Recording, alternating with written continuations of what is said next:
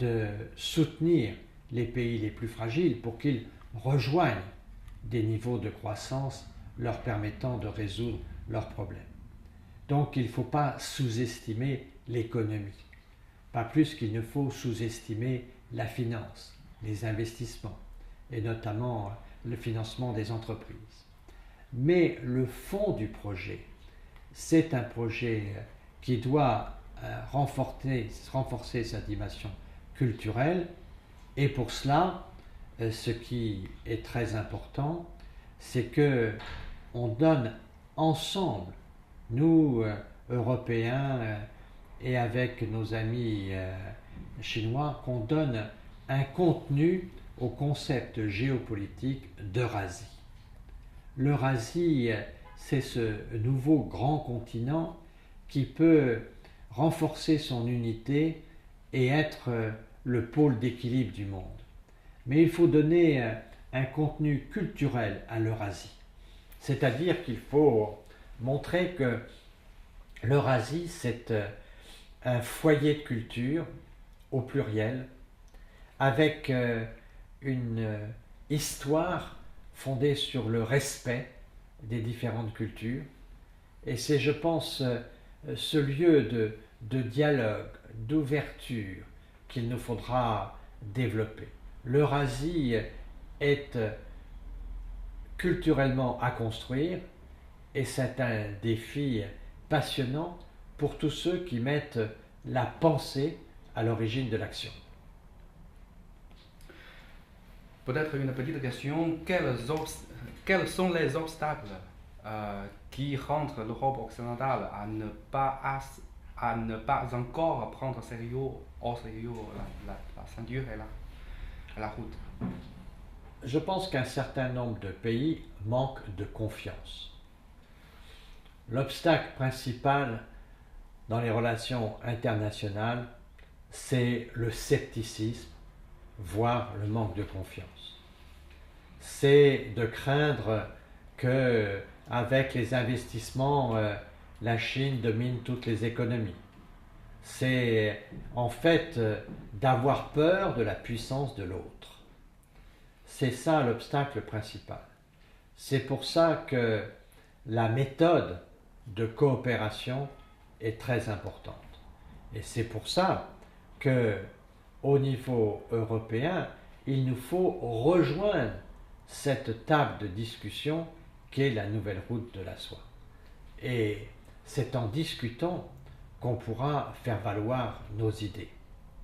Je pense que le président Xi Jinping développe souvent l'idée qu'aujourd'hui, une nation ne peut pas réussir seule. On a besoin les uns des autres. La coopération est une nécessité. Il nous faut coopérer. Et pour bien coopérer, il faut avoir confiance. Confiance dans des partenariats gagnant-gagnant. Confiance dans des principes de réciprocité. Ce que je peux faire chez toi, tu peux le faire chez moi. Ce sont un certain nombre de règles d'équilibre qu'il faut pouvoir travailler. Il est clair que la Chine, légitimement, défend sa souveraineté. Il est clair aussi que l'Europe, légitimement, peut défendre sa souveraineté. Pour cela, il faut dialoguer.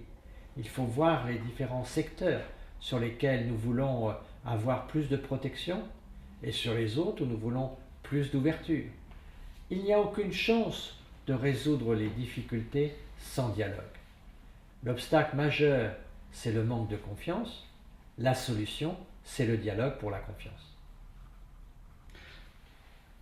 Confiance, c'est très important. On revient basé sur ce mot au sujet de la construction des nouveaux rapports des puissances. Quelle est votre évaluation pour la construction basée sur ces propositions? Parce qu'il semble que les États-Unis, un des principaux pays que la Chine veut construire ce nouveau rapport, n'a pas accepté bien cette proposition. Donc, quel est votre avis pour la perspective de cette proposition? Un grand dirigeant chinois m'a dit un jour, un bon ami est un ami prévisible, predictable. M. Trump est imprévisible. Je pense qu'une grande nation doit être prévisible pour ses partenaires. La Chine est prévisible. Le président chinois inscrit son action dans un plan. Il annonce sa stratégie dans des discours très importants. Il a lui-même écrit un livre sur les orientations qu'il voulait donner à son pays. Il y a une prévisibilité chinoise aujourd'hui qui permet à tous les partenaires de la Chine de construire leur partenariat, leur amitié, leur stratégie. Avec les États-Unis aujourd'hui, nous sommes très préoccupés par l'imprévisibilité, par le côté incertain de la politique. Quand je vois la querelle actuelle à propos de la Corée du Nord, c'est un sujet très grave qui préoccupe autant la Chine que les autres pays. Mais nous ne pensons pas qu'on puisse résoudre ce type de crise par les injures ou par les provocations.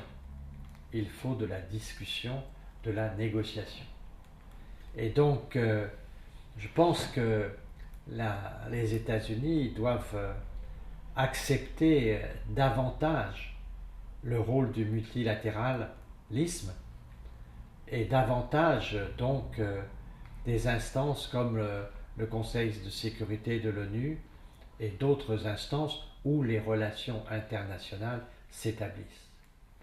Pour qu'il y ait paix dans le monde, il faut qu'il y ait prévisibilité des grands États, que l'on connaisse les intérêts des grands États